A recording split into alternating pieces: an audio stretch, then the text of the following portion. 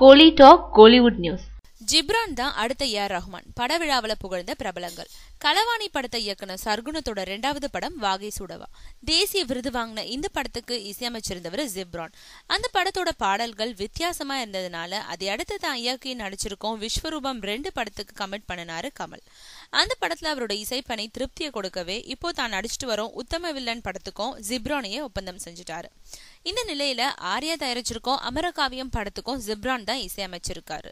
இந்த படத்தோட ஆடியோ விழா சென்னையில நடந்தப்போ எல்லா டைரக்டர்களும் ஜிப்ரானோட இசைய புகழ்ந்து தள்ளுனாங்க.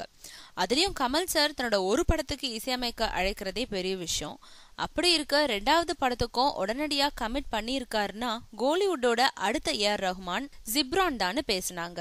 இதனால சந்தோஷத்துல திக்குமுக்காடி போயிருந்த ஜிப்ரான் அதை அடுத்து மேடைக்கு பேச வந்தவரு என்ன பேசுறதுனே தெரியாம திணறி போய் கமல் சார் கொடுத்திருக்கிறது எனக்கு பெரிய அங்கீகாரம் தான், இதை காப்பாத்தும் வகையில அடுத்தடுத்து இசையமைப்பேன்னு தெரிவிச்சாரு.